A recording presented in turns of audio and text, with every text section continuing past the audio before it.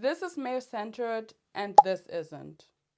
Or is it? Hello, beautiful people. Welcome back to Style Recovery, your recovery center to find your personal style one fit at a time.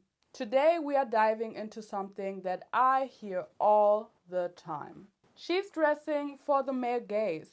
But what if I told you that it's not about what you are wearing, it's about why you are wearing something? Let's talk about how male-centered intentions can keep you from developing an authentic personal style. But what is even male-centered dressing? When it comes to dressing for the male gaze, most people have a kind of aesthetic or image in mind. They're probably thinking about the baddie who's showing her skin, who's showing her body off, and she's definitely dressing up for the male gaze, and she doesn't have a personality. She only thinks about what men are thinking, and so on and so on. But here's the thing.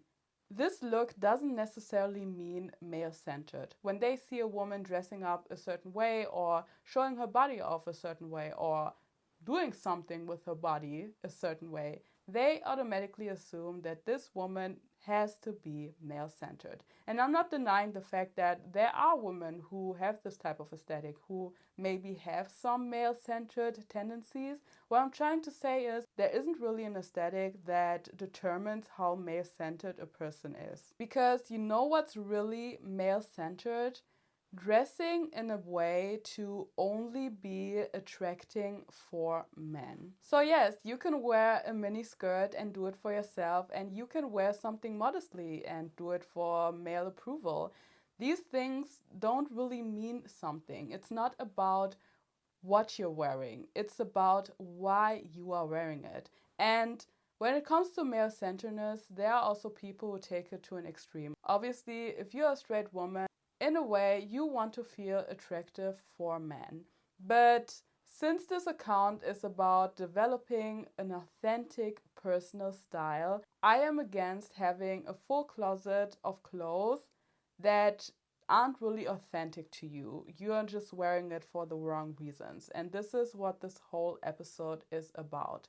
Why are you wearing the things you are wearing? It's not about a specific aesthetic that we are trying to demonize here.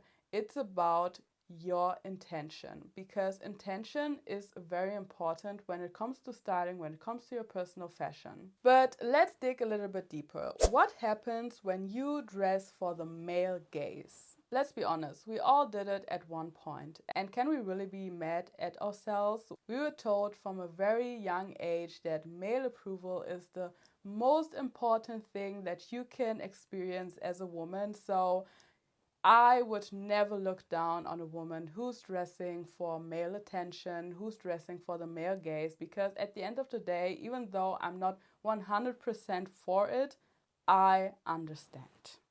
But again, what happens when we dress for the male gaze? Maybe you started wearing a bodycon dress because it gave you so many compliments. Or maybe you stopped wearing baggy clothes because people told you that they can see your body and this is not attractive. Or you were told that it's unflattering. But here comes the trap. When you solely dress for male approval, you will have a closet full of clothes that don't represent who you are. You don't dress for yourself. You will have clothes that don't reflect you, they reflect someone else. So once you start decentering male validation that usually comes with heartbreak, with age, or with confidence, you will be left with clothes that feel like a costume. And let's be honest, in this economy, having a bunch of clothes that you don't like and you don't like to wear is not only annoying, it's expensive.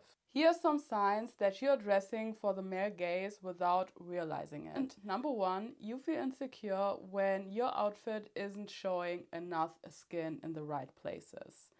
Number two, you don't wear something because other people are telling you that it's unflattering, even though you actually really like it. Number three, you always dress based on being hot or looking desirable for other people.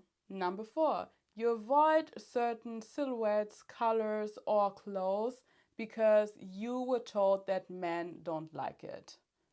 And number five, you are wearing something with the intention to attract a certain type of man, if you know what I mean. And let me be clear, wanting to feel attractive is human. It's totally normal. But once it starts becoming your only motivation, you will lose your own identity when it comes to your personal style. So, how do you shift from male-centered to you-centered? Number one, start with lifestyle. You already know a big slogan on this account is make the fit your lifestyle. So what do you actually wear every day when you don't go to the club, when you don't go to a bar, or when you don't go to an event where there are going to be a lot of men? What do you actually wear on the daily basis for your own routines or your hobbies? Number two, look for your taste outside of trends. What are the textures you like? What are the colors you like? What are the type of styles you like? Look at your favorite celebrities. What is something that you like? Don't think about the approval of other people. Think about your own approval, the person you want to see in the mirror. And number three, try the mirror gut check. Whenever you look into the mirror, ask yourself these questions. Would I wear this if nobody saw me with this outfit? If it was just about me and my preferences when it comes to my personal style? It's not about performing, it's about expressing. And I want to say something important here. There's nothing wrong with wanting to be seen as attractive for the opposite gender. There's nothing wrong with wanting attention. We are human beings and this is totally normal. But your style should never be limited to that. Flirting, confidence, feeling sexy, all of this is part of fashion. But you should see it as a layer, not the whole foundation when it comes to your personal fashion or the fashion that you follow. You can absolutely still wear the short dress. You can absolutely still decide to dress modestly. But the intention here matters. What are your reasons? Why are you doing this? And if the only reason is male attention, do you really want to one day wake up and your frontal lobe developed and you look into your wardrobe and you think, this isn't me? Do you really want this? So here's what I want you to take away from this video. There's no such thing as a male-centered look. It's all about your intention. If you only shop to be seen as desirable, your closet is never going to feel like home. You can still care about how you look and how other people perceive you, but this should never be your only motivation. And your personal style should reflect you, your creativity, your lifestyle, your routine, your hobbies. This is what a personal style should look like. It should be you, like your higher self, the type of person that you are or the type of person that you want to become one day. Let your personal style be the extension of your higher self, not the fear of not being chosen. Thank you guys for watching. Definitely check out my accounts on Instagram and on TikTok, and I see you in the next group session. Bye!